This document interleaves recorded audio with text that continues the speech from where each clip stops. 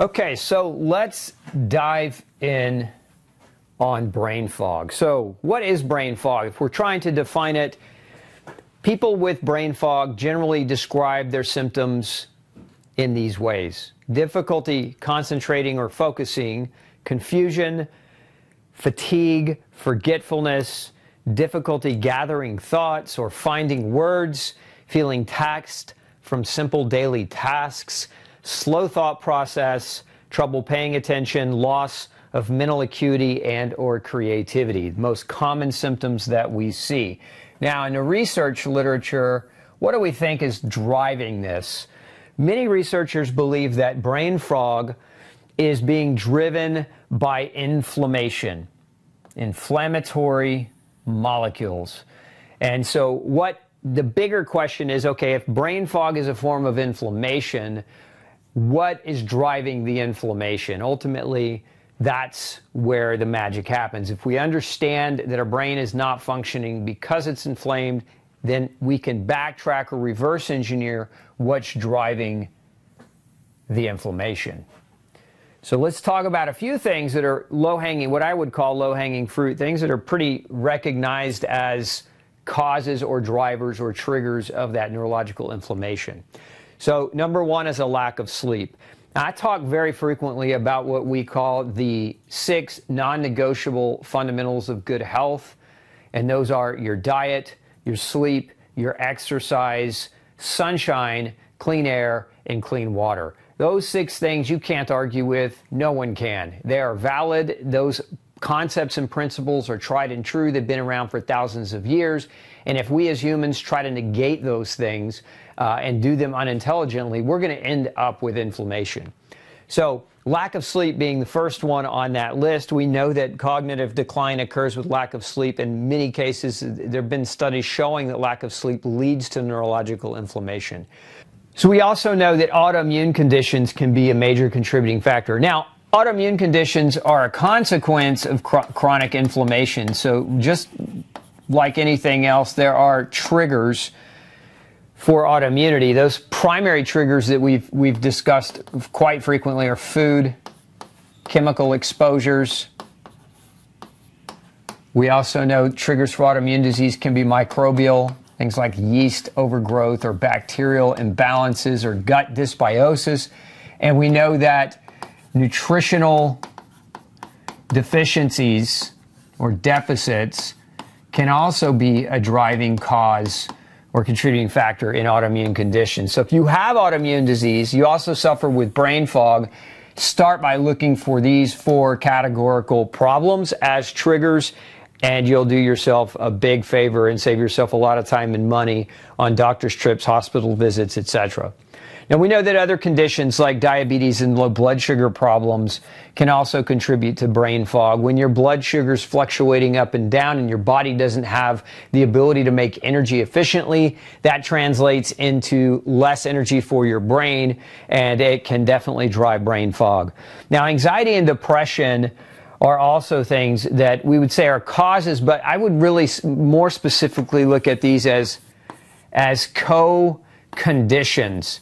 Because what we see, this is really becoming much, much more clear over the last 10 years, is that anxiety, depression, and brain fog are all forms of neurological inflammation to the brain and nervous system. And so they kind of come along together. Most of the time, if a person is super brain fogged, they also struggle with some anxiety and depression and vice versa. We know that medications are a major force, because especially polypharmacy. Polypharmacy is when your doctor has you on multiple medications and you have the consequence to that. Oftentimes the consequence to medication use, many medications cause vitamin and mineral deficiencies. In essence, they lead to nutritional deficit, not because you're eating poorly, but because you're taking something that blocks a nutrient from working properly. And so polypharmacy, those of you that are on 2, 3, 4 or more medications, you should really think about having a conversation with your doctor about whether or not that medication is driving your memory into a bad place. We'll talk more about this. Stay tuned. We're going to talk in depth about which drugs can do this here shortly. We know that gut dysbiosis, as I mentioned up here, microbial imbalance, gut dysbiosis.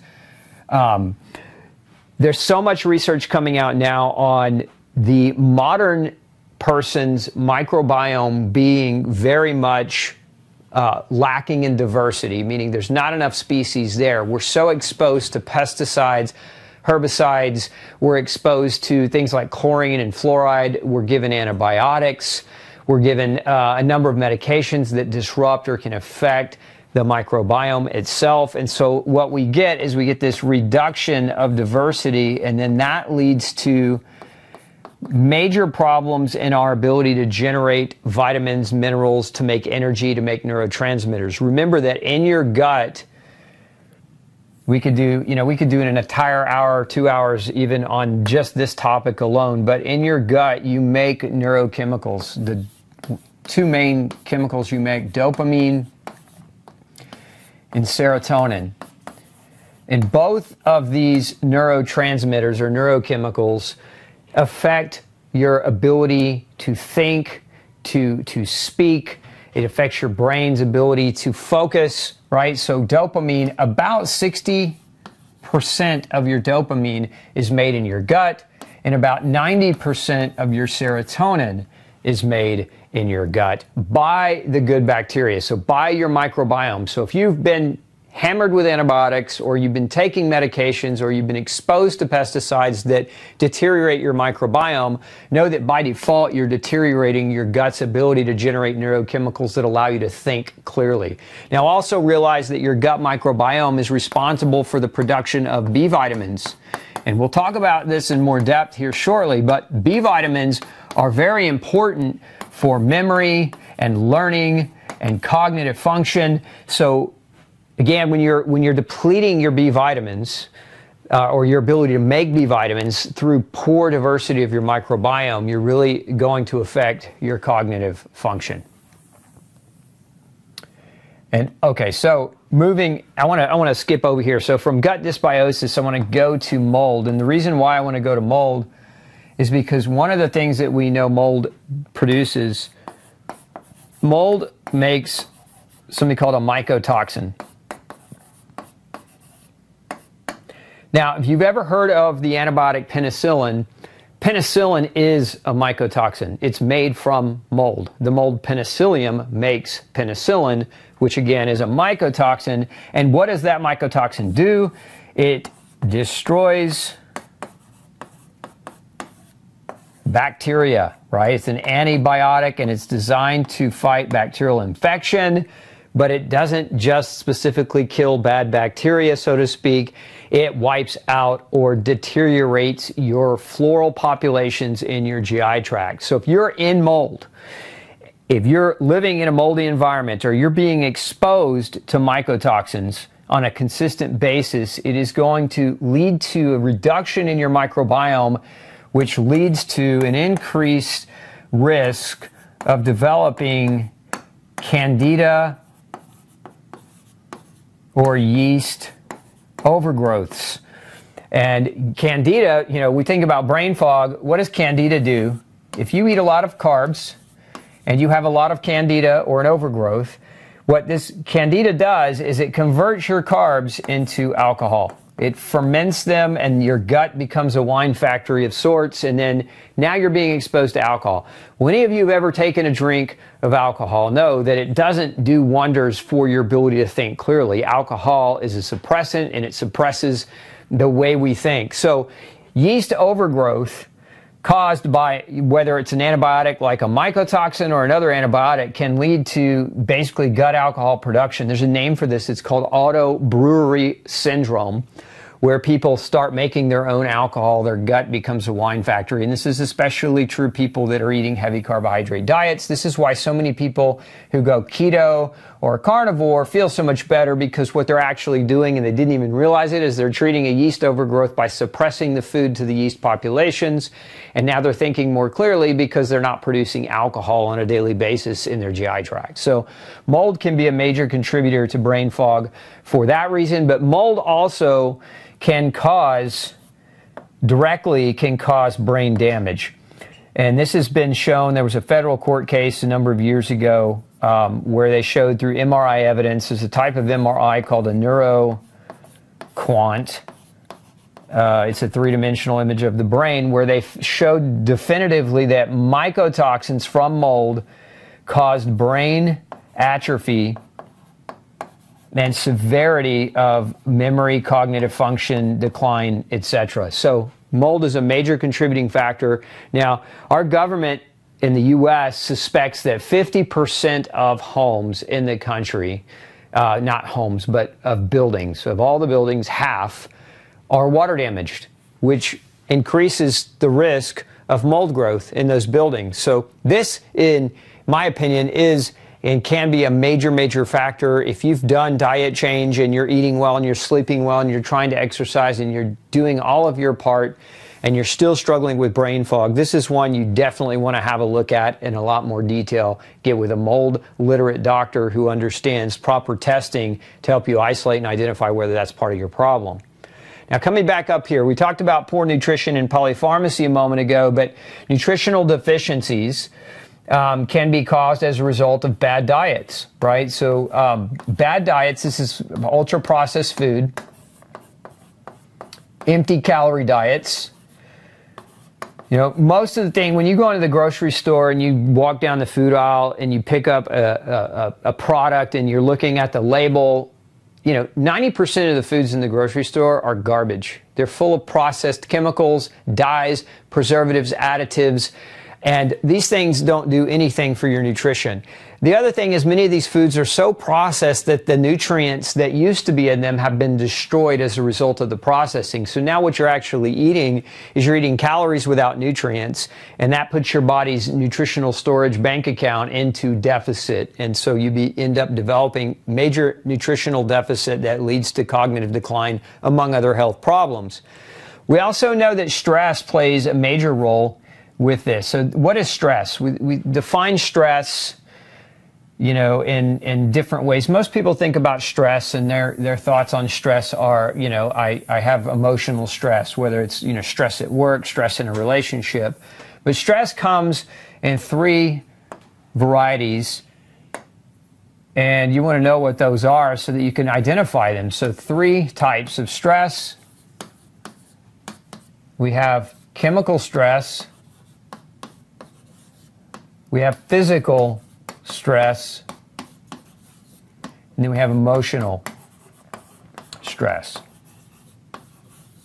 Now, most of you already know what this one is, the emotional aspect. Physical, that should be self-evident. This is people who get inadequate sleep, or this is people who over-exercise, overtrain. You know, they're physically exerting themselves to too great a degree. It could be like the athlete training at two-a-days summer practices where they're sweating profusely and working their body tremendously, and they overdo it. There's an overexertion physically. And then there's the one that most people have that is the biggest driver, at least in my experience, because most people are not athletes that overwork out. Now, don't get me wrong, I don't want to underpin the emotional component, but this is the one that's super hard for people to detect. So chemical stress could be from a number of things. It could be from eating the wrong food, so food allergies, food sensitivities. Chemical stress could be exposure to chemicals. There are over 30,000 chemicals that have been approved by our government that haven't been adequately studied for their safety, but they're used in processing and manufacturing of many of the things that we eat, that we wear, that we buy at the store, that we bring into our homes. These chemicals add up. We're being exposed to more of these things now than ever before. These are forms, again, of chemical stress. This could also be things like heavy metals or toxic metals. If you followed any of the recent things going on, there's a lot of food products now being tested for lead in them, meaning they're coming back positive for lead above what's considered a safe threshold. And lead's a neurotoxin that can definitely drive brain fog. So again, chemical exposure, a major contributing factor from our environment, from our foods, etc. And then we also have, as I mentioned earlier, microbial stressors. So this could be abnormal bacteria, fungus, parasites, things of that nature. And then additionally, we have other stressors that are chemical in nature, like medications. A lot of people don't think of medication as a form of stress, but what is a medication by default? It's a chemical your doctors prescribed you to suppress how your body works. It's suppressing your natural function to bring about a symptomatic change, a desired symptomatic change. Well, there's an old saying, you can't rob Peter to pay Paul, and that's what you're doing when you're on polypharmacy or using lifelong medication. You're suppressing your body's natural ability to help itself, and that doesn't come without consequence, and that is a form of stress on the body. That's why when you look at or watch the TV commercials where they rattle off 100 symptoms at the end of the commercial really, really fast, like an auctioneer, those are the symptoms that medicine causes in people, and those are forms of chemical stress that very few think about. So we've got these three types of stress. So when we're thinking about stress, this one's easy. If you have emotional stress, you can usually pick up on where that's coming from, and you can deal with it appropriately. But if you have these chemical stressors and you're not measuring or you're not asking the questions about which ones are mine, then that's what you need to start thinking about in terms of getting a solution to your brain fog. Okay, and we have food stressors or food sensitivities. So gluten being, in my experience, one of the most common food sensitivities that drive brain fog, and we'll talk more in depth about that in a moment. But other foods can do it too. I mean, I have seen people react to broccoli and beef and blueberries and cherries, healthy superfoods. One man's food is another's poison. Food sensitivities are definitely a driving force, and many people develop food sensitivities as a result of many of these other factors. So for example, why do we develop food sensitivities? One of the biggest reasons is leaky gut. Our gut becomes leaky. So next question obviously needs to be, well, what drives the leakiness of the gut? Well, a number of medications can do it. Antibiotics is probably the classic example, but pain medications like aspirin and ibuprofen, even over-the-counter, Tylenol, all these things have been shown to damage the gut lining. Steroids can damage the gut lining. Medications that treat neurological symptoms like gabapentin and Lyrica can damage the gut lining. Opiates for pain can damage the gut lining. So that list is quite long. But above and beyond just the medications leading to leaky gut, a lot of it is attributed to by the chemicals that we're exposed to in our food. Remember, our food should be whole, it should be organic, it shouldn't contain 17 ingredients we can't pronounce because we didn't go to biochemistry or go to biochemical school and get a degree in biochemistry. Food should be food, not chemicals. And a lot of these chemicals we're now finding actually drive the process of gut leakiness. We know that gluten definitely drives gut leakiness, and this is true. There was a study done a number of years ago that found that gluten caused leaky gut transiently, short term, in everyone, regardless of whether you were gluten sensitive or not. So we know that exercise, prolonged intense exercise can contribute to a transient leaky gut. So there's a lot of processes that can cause leaky gut and increase the development of food sensitivities. We know there are certain medical procedures that many people insist on doing to their children on a regular basis that can drive leakiness of the GI tract. So a lot of things going on there. If you want to normalize your diet and be able to eat foods without paying consequence, you have to understand how to keep your gut healthy so that it is capable of sustaining your quarantine zone between your gut GI tract and your bloodstream. Then we have hormonal changes. Now, there are a number of different hormonal changes, and a lot of times hormonal changes come about as a result of all these other things, right? So if you have, for example, if you have a lack of sleep, that's going to affect certain hormones, especially hormones like cortisol. Because cortisol it's one of your diurnal regulatory hormones for your sleep-wake cycle. It also affects melatonin. These hormonal changes can certainly contribute to cognitive decline in humans. So lots of things there that we could talk for hours about.